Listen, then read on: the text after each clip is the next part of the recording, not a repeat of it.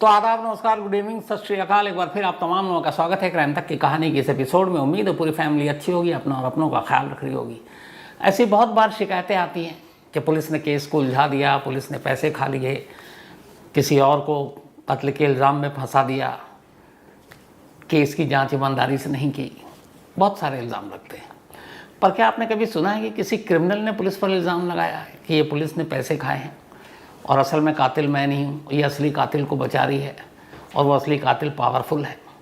और न सिर्फ इतना हो बल्कि वो क्रिमिनल पहले हाई कोर्ट जाए कि भाई मामले की जांच सीबीआई को दे दो, फिर वही क्रिमिनल राष्ट्रीय जो मानवाधिकार आयोग है, नेशनल ह्यूमन राइट कमीशन, वहाँ भी पहुँच जाए और कहे हमें बड़ा मारा पीटा है और हम पे रहम कीजिए।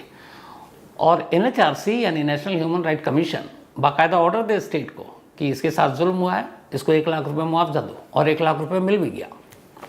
और उसके बाद फिर मामले की जांच सीबीआई को सौंपी जाए और सीबीआई पूरे 1 साल तक उस पुलिस अफसर को घुमाती रहे जिसने केस की तफ्तीश की, जिस पर ऊपर इल्ज़ाम लगा कि वो असली कातिल को बचाने के लिए किसी और बेकसूर को जेल में डाल रही है, क्योंकि असली कातिल पावरफुल है। इस कहानी में वो सारे मसाले हैं और इन सारी चीज़ों की वजह से एक पुलिस अफसर की जो प्रेसिडेंट मेडल था, वो मेडल बेचारे के हाथ से छूट गया। कहानी 2010 की है। कहानी है पायल सुरेखा की। पायल असम की रहने वाली, पढ़ने लिखने में बड़ी तेज़।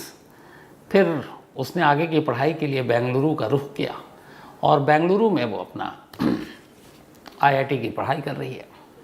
और वहीं बेंगलुरु में रहते हुए उसकी मुलाकात होती है अनंत मिश्रा नाम के एक लड़के से, वो भी सेम कॉलेज में, दोनों एक ही कॉलेज में पढ़ते हैं। पढ़ने के दौरान दोनों में दोस्ती हो जाती है, फिर दोनों एक साथ लिव इन में रहने लगते हैं। अनंत मिश्रा उड़ीसा के कटक का रहने वाला था और पायल असम की। तो दोनों में प्यार, दोनों एक साथ रह रहे हैं। कुछ वक्त बीतता है, फिर दोनों तय करते हैं कि हम शादी कर लेंगे, लेकिन दोनों के घर वाले इस रिश्ते के लिए तैयार नहीं, ना पायल के ना अनंत के। जो अनंत के पिता हैं वो SP थे, superintendent of police crime branch में कटक में, और उनकी माँ जो है वो भी पुलिस अफसर थी। तो पुलिस फैमिली से आता था अनंत, और जो सुलेखा थे वो बिजनेसमैन फैमिली से थी। तो दोनों फैमिली वाले तैयार नहीं थे, लेकिन ये दोनों प्यार करते थे। दोनों ने फिर तय किया कि हम शादी कर लेंगे और दोनों ने आखिरकार शादी कर ली। अब शादी के बाद पहली बार, चूँकि घर वाले राजी तो हुए नहीं थे, फिर भी वो अपने ससुराल आती है सुलेखा कटक। वहाँ उसके सास ससुर को जब देखते हैं, वो उसका बर्ताव देखते हैं, तो फिर उन्हें लगता है नहीं अच्छी बहू है। तो फिर उस सारे गिले शिकवे दूर हो जाते हैं, वो उसको अपना लेते हैं। वो कुछ दिन वहाँ रहती है। अच्छा, जो अनंत था, वो अनंत ने अपनी पढ़ाई करने के बाद जिम के बिज़नेस में हाथ आजमाया। उसने कटक में एक जिम खोल रखा था और अच्छा खासा चलता था, बड़ा जिम था, शहर के लोग, नामी गिरामी लोग आते थे। तो सब कुछ ठीक चल रहा था, ये वहीं रह रहे थे। इसी दौरान में चूँकि IIT की पढ़ाई थी, सुलेखा को हैदराबाद से एक ऑफ़र आता है, बल्कि बेंगलुरु की एक कंपनी से ऑफ़र आता है, डेल कंपनी, बहुत ही नामी कंपनी है। तो डेल से उसे नौकरी का ऑफ़र आता है। उसके हस्बैंड, उसके इन लॉ सब खुशी खुशी तैयार, और अब सुलेखा कटक से वापस बेंगलुरु पहुंचती है, जहां वो कभी पढ़ाई करती थी। वहाँ डेल कंपनी वो ज्वाइन कर लेती है। अब ये होता है कि चूँकि सुलेखा भी बेंगलुरु पहुंच चुकी है, तो अनंत का भी बिज़नेस था ही था जिम का, तो वो भी तय करता है कि वो भी एक बेंगलुरु में जिम खोलेगा, और उसने जिम खोला। अब वो जिम कभी कभी अनंत आता, बाकी सुलेखा ही देखा करती थी, पायल तो देखा करती थी। उसके बाद सब कुछ ठीक चल रहा था। तभी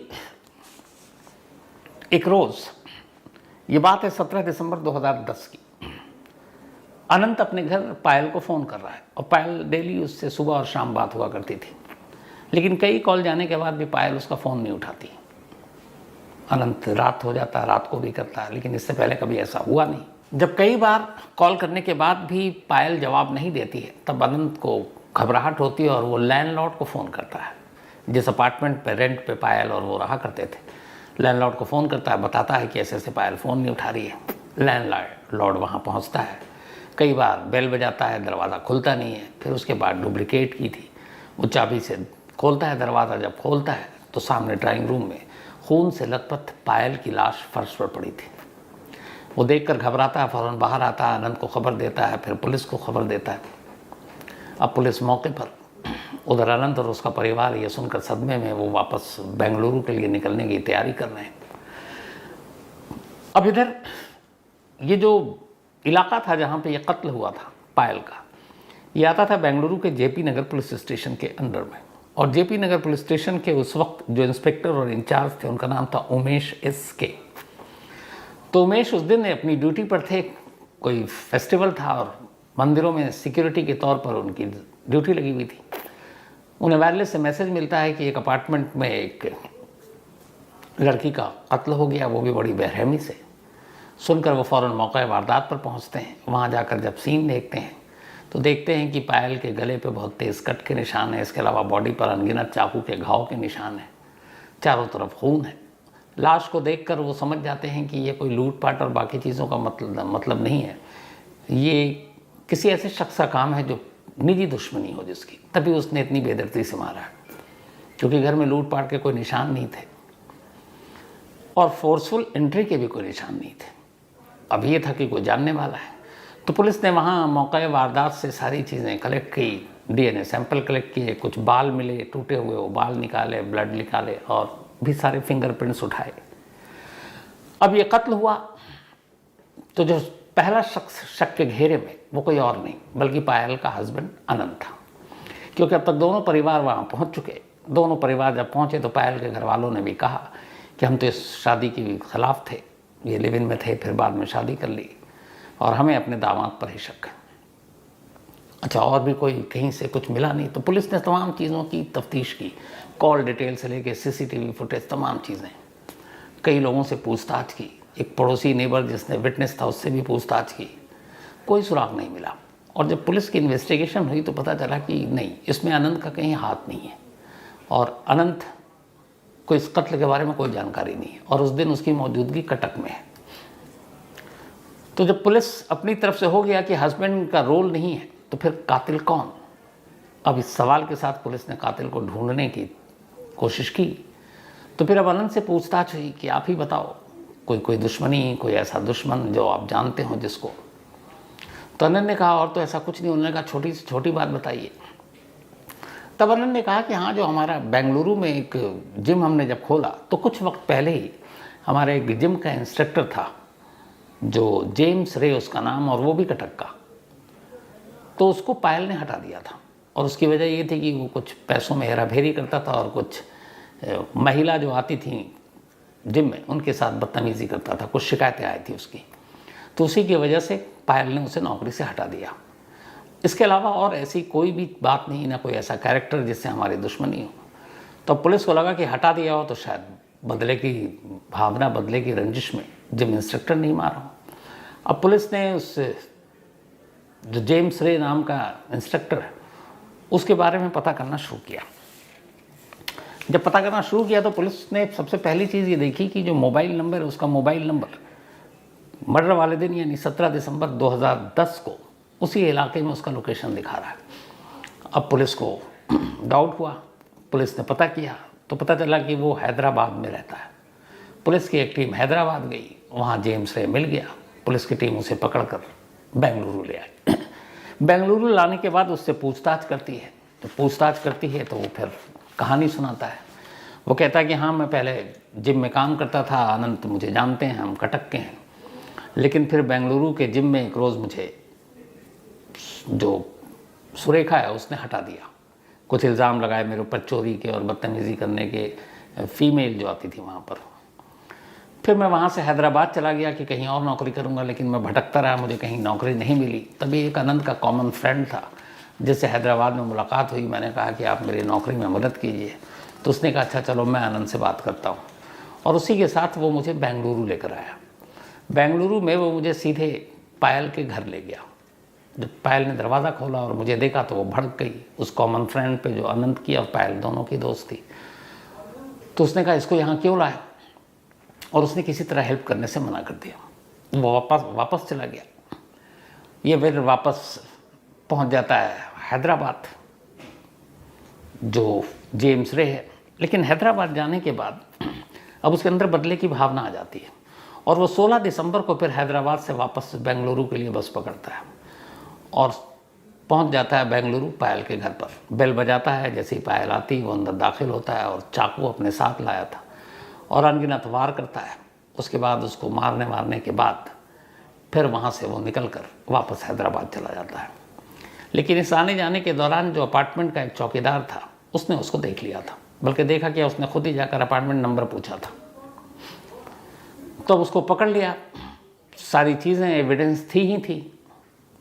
तो अब जो इंस्पेक्टर साहब हैं उमेश एसके, उन्होंने केस बनाया और उसके बाद उसकी पुलिस कस्टडी ली। पुलिस कस्टडी के बाद उसको भेज दिया जुडिशियल कस्टडी में। केस सॉल्व, यानी कि पायल सुरेखा का कातिल एक जिम इंस्ट्रक्टर, और दुश्मनी उसने नौकरी से निकाली थी इसलिए कत्ल हो गया। कहानी ये है। लेकिन कहानी यहीं से अब शुरू होती है। ये तो कहानी हो गई पुलिस की। अब कहानी ऐसे शुरू हुई कि एक रोज़ जब जुडिशियल कस्टडी में पहुंचता है जेम्स रे, तो वहाँ से एक लेटर लिखता है और वो लेटर उसने लिखा पायल के पिता को असम में।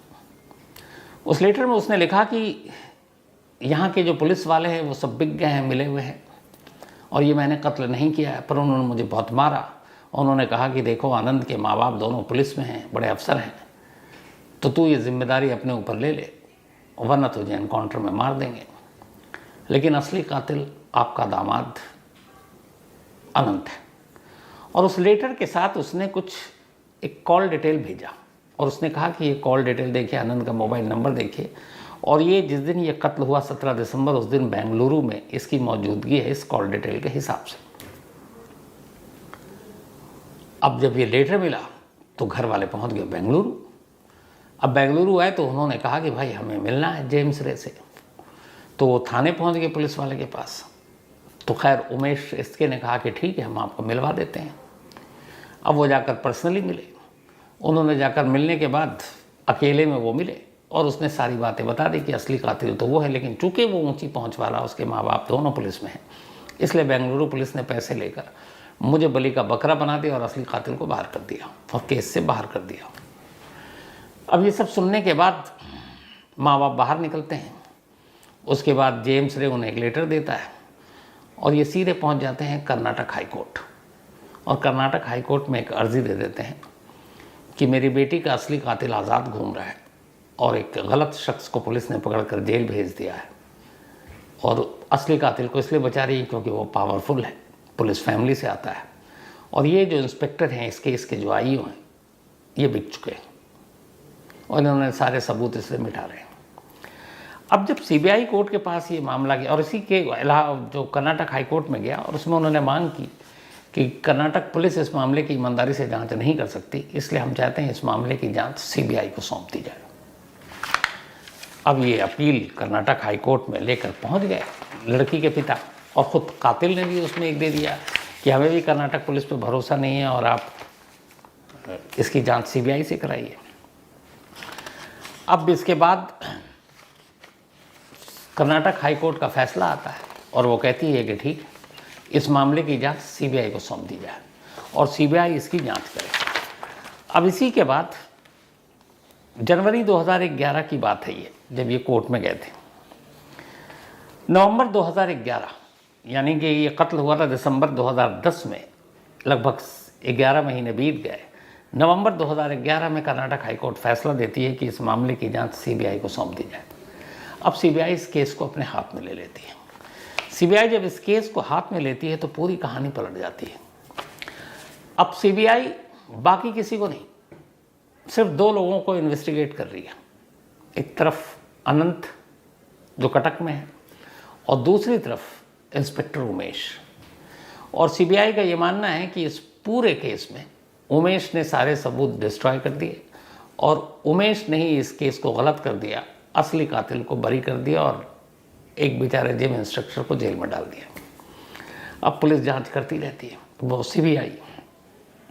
इस दौरान में इंस्पेक्टर उमेश के जितने भी बैंक अकाउंट, उनके कॉल डिटेल्स, दिसंबर से लेके जब ये मर्डर हुआ, उनके मूवमेंट्स, किन किन लोगों से मिले, मतलब हर चीज़ अब सीबीआई की टीम उमेश की एक तरह से जासूसी कर रही है और उसकी पूरी कुंडली खंगाल दी कि इसके बैंक में कितने पैसे हैं, इसके फैमिली मेम्बर में कितने के पास अकाउंट है और किसी रिश्तेदार के पास है नहीं, कितनी प्रॉपर्टी है, ये सुबह से आता है कहाँ जाता है, इसकी रूटीन क्या है, किन किन लोगों से मिलता उठता बैठता है, इस दौरान में कटक में कितनी बार कांटेक्ट किया, आनंद या उसके माँ बाप से पुलिस वाले कितनी बार कांटेक्ट किया, हर चीज़। अब एक पुलिस वाला इस वक्त एक सस्पेक्ट है, यहाँ उल्टा हो गया अब केस कि वो पुलिस वाला जब तक इस केस की तफ्तीश कर रहा था, अब उसी मर्डर केस में वो एक आरोपी बन चुका है और सीबीआई की तफ्तीश जारी है। सीबीआई अपनी पूरी जांच कर रही है। धीरे धीरे वक्त बीत रहा है, कई बार इंट्रोगेशन हुई, इस दौरान में कोई बाकी केस वेस इंस्पेक्टर उमेश को दिया नहीं गया। इसी दौरान अब 2013 आ गया। 2013 में फिर से जेम्स रे ने जो उड़ीसा ह्यूमन राइट कोड जो कमीशन, वहाँ पे एक एप्लीकेशन भेज दिया कि मैं बेकसूर हूँ, मुझे यहाँ पे इस तरह से बेंगलुरु पुलिस ने फंसाया, मुझे बहुत टॉर्चर किया, बहुत मारा, जबरन मुझसे कहा गया कि तुम कबूल लो क्योंकि बड़े लोगों को बचाना है। तो मेरे जो ह्यूमन राइट्स है उसका वायलेशन हुआ है। अब कमाल देखिए, उड़ीसा हाई जो ह्यूमन राइट कमीशन है उसने बाकायदा 1 लाख का कंपनसेशन कहा कि फ़ौरन दीजिए स्टेट गवर्नमेंट को, उड़ीसा गवर्नमेंट को, और उसके बाद ये ऑर्डर पास कर दिया और 1 लाख रुपए देने के लिए। अब इधर जब इंस्पेक्टर उमेश को पता चला तो वो तो सन्न है कि मतलब एक कातिल जिसको पकड़ के अंदर किया गया उसके ह्यूमन राइट्स के ऊपर human right commission order pass कर रही है और दूसरी तरफ सीबीआई उसको एक क्रिमिनल की तरह देख रही है और उसकी लगातार हर चीज़ पर नज़र रखे हुए है। धीरे धीरे वक्त बीत रहा है, सीबीआई जांच कर रही है, हर विटनेस, हर चीज़, तमाम लोगों से उसकी पूरी जितनी भी है पूछताछ, कॉल डिटेल, और जो कर्नाटक पुलिस, बेंगलुरु पुलिस ने शुरुआती तफ्तीश की थी वो सारी चीज़ें एक एक कर हर जांच चल रही है।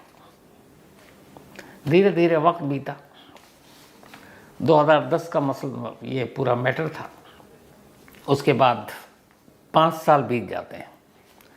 जब 5 साल बीत जाता है और इन 5 सालों में इंस्पेक्टर उमेश लगातार शक के घेरे में है। 5 साल के बाद अब ये होता है कि जो सीबीआई की टीम जांच कर रही थी वो टीम ही हट गई, उनका ट्रांसफ़र हो गया। अब एक दूसरी सीबीआई टीम आई, नई सीबीआई टीम। अब वो नए सिरे से तफ्तीश कर रही है। अब नए सिरे से उन्होंने तफ्तीश किया, सारे डॉक्यूमेंट्स देखे। अब इस नई टीम ने एक काम ये किया कि जो शुरुआत में बेंगलुरु पुलिस ने इन्वेस्टिगेशन किया था और जिस बिना पर जेम्स रे को पकड़ा था, उन सबूतों को उसने बारीकी से देखना शुरू किया। उसने थोड़ी देर के लिए ये चीज़ें हटा दी कि अनंत है, फैमिली बैकग्राउंड से आता है, ये पुलिस वाला है, ये रिश्वत वाली बात चल रही है। उसने कहा जो हमारे सामने एविडेंस सबूत है उसमें क्या घालमेल है ये देखते हैं। अब उसने चेक करना शुरू किया। जो सबसे पहली चीज़ चेक की वो ये कि क्या 17 दिसंबर 2010 को अनंत बेंगलुरु में था। जेम्स ने एक कॉल डिटेल दिखाया था, माँ बाप को ही भेजा था कि ये उस दिन वही था। जब उस कॉल डिटेल को चेक किया गया सीबीआई की तरफ से तो पता चला कि ये पूरा फर्जी पेज है, ये है ही नहीं टेलीफोन कंपनी जो भी प्रोवाइडर्स, जो सर्विस प्रोवाइडर हैं, एयरटेल या वोडा या जो भी, ये फेक है पन्ना। अब पहली चीज़ वहीं। दूसरी चीज़ अब जो बेसिक देखनी चाहिए थी वो देखी गई कि जो क्राइम सीन था वहाँ से कई ब्लड सैंपल और बाल मिले थे और उनमें सारे जो डीएनए हैं वो अनंत के भी कराए गए थे और जेम्स रे के भी कराए गए थे, लेकिन मैच होता है सिर्फ और सिर्फ जेम्स का, और किसी का मैच ही नहीं हुआ, अनंत का कोई मैच नहीं हुआ। तो फॉरेंसिक एविडेंस भी उसके खिलाफ गए। तीसरा, अब उसके मोबाइल का लोकेशन 17 दिसंबर 2010 मॉर्निंग में सेम टावर जिस टावर के तहत सुरेखा रह रही थी। चौथा, जो गार्ड था उस गार्ड की गवाही, तो उसने कहा हाँ यही था, अनंत उस दिन आया नहीं था। सीसीटीवी कैमरा उस वक्त वहाँ पे था ही नहीं। सिर्फ और सिर्फ बेंगलुरु पुलिस से एक गलती हुई थी। जिस फ्लैट में ये रहती थी पायल सुरेखा, उसके पड़ोस में एक और रंगडू नाम का एक शख्स रहा करता था, रुंगडू, और वो विटनेस था। कुछ उसने चीख पुकार सुनी थी और इसको जाते हुए देखा था, जेम्स रे को। लेकिन पुलिस ने जब इस मामले की तफ्तीश की तो इस विटनेस को भूल गए, मतलब इसके बारे में पता ही नहीं चला। लेकिन जब सीबीआई की टीम आई तो सीबीआई की टीम उस घर में कई बार गई और उसने फिर लोगों से पूछा एक एक कर, तो ये नया एविडेंस सीबीआई ने तलाशा, एक नया पड़ोसी जो विटनेस था। तो पता चला बाद में वो विटनेस पहुंच गया मुंबई। अब विटनेस को तो ढूंढ लिया, सीबीआई ने उसे बयान लेने के लिए बुलाया, लेकिन वो पहुंचा ही नहीं, वो चला गया काम के लिए मुंबई। अब ये बात इंस्पेक्टर सुरेश को पता चली, तो सॉरी इंस्पेक्टर उमेश को, तो उन्हें लगा ये तो मेरे काम का है, जान में जान आई। अब वो अपने खर्चे पर मुंबई पहुंच गया कि भाई उस विटनेस को ढूंढ के लाओ और सीबीआई के सामने करो। तो खैर वहाँ पहुँचे, वो मिला नहीं, लेकिन मैसेज छोड़ कर आए। तो जब मैसेज मिला उस विटनेस को, रुंगडू को, तो वो खुद ही पहुँच गया बेंगलुरु और जाके सीबीआई के सामने अपनी उसने गवाही दी। और ये गवाही और उस गार्ड की गवाही और जो फॉरेंसिक लैब की रिपोर्ट थी, ये तीन चीज़ें ऐसी थी जिससे वो थ्योरी साबित हो गई जो 2010 से इंस्पेक्टर उमेश कह रहे थे। और आखिरकार फिर दूसरी सीबीआई की टीम ने नई चार्जशीट बनाई और इस चार्जशीट में सिर्फ और सिर्फ एक ही को मेन अक्यूज बनाया और वो था जिम इंस्पेक्टर जेम्स रे। और फिर पूरी कहानी उस चार्जशीट में, अनंत या उसके बाकी का किसी का रोल नहीं। और फिर ये मामला कोर्ट में गया, सुनवाई हुई नवंबर 2019 नवंबर, 9 साल के बाद कोर्ट का फैसला आता है। और कोर्ट का फैसला यही था कि जो बेंगलुरु पुलिस इंस्पेक्टर उमेश की अगुवाई में जिस टीम ने इस केस की जांच की थी, वो हर चीज़ सीबीआई ने अपनी चार्जशीट में शामिल की, अलग से सिवाय उस एक विटनेस के जो मुंबई चला गया था। बाकी पूरी कहानी वही थी जो बेंगलुरु पुलिस की कहानी थी। और उसी कहानी को सच मानते हुए हाई कोर्ट ने जेम्स रे को उम्र कैद की सज़ा सुनाई। उम्र कैद ताउम्र, जब तक जिंदा है तब तक वो जेल में रहेगा। और इस फैसले के साथ सबसे ज़्यादा अगर किसी ने राहत की सांस ली तो वो इंस्पेक्टर उमेश थे। बाद में इंस्पेक्टर उमेश इस केस के बाद कुछ वक्त पहले ही थे, उनका प्रमोशन भी हुआ और प्रमोशन होने के बाद वो शायद डिप्टी सुपरिटेंडेंट ऑफ पुलिस से के पोस्ट से, वो डीएसपी पोस्ट से रिटायर हुए। लेकिन ये फैसला आने में काफ़ी वक्त लग गया। उसकी वजह ये थी कि जिस वक्त ये केस सीबीआई को दिया गया और जिस वक्त सीबीआई इस केस की जांच कर रही है और इंस्पेक्टर उमेश रेडार पर है एक सस्पेक्ट के तौर पर, उसी साल कर्नाटक गवर्नमेंट ने और कर्नाटक पुलिस ने इंस्पेक्टर उमेश का नाम president's medal for meritorious services के लिए भेजा था और उन्हें ये अवार्ड मिल भी जाता। लेकिन चूंकि वो एक केस में खुद जांच का विषय बन गए थे, इसलिए ये प्रेस्टीजियस अवार्ड से वो महरूम रह गए। और उसके बाद तो खैर वो डीएसपी बनकर रिटायर हो गए, हालांकि उनको प्रमोशन मिला, लेकिन ये अवार्ड उनकी झोली में आने से रह गया। तो ये थी वो कहानी कि कैसे एक पुलिस अफसर भी कई बार क्रिमिनल और बाकी लोगों के जाल में फंस जाता है, लेकिन आखिरी में सच की जीत हुई। तो आज कहानी में इतना ही। अब आपसे मुलाकात होगी कल रात 9 बजे किसी नई कहानी के साथ। तब तक अपना और अपनों का ख्याल रखिएगा। Thank you very much.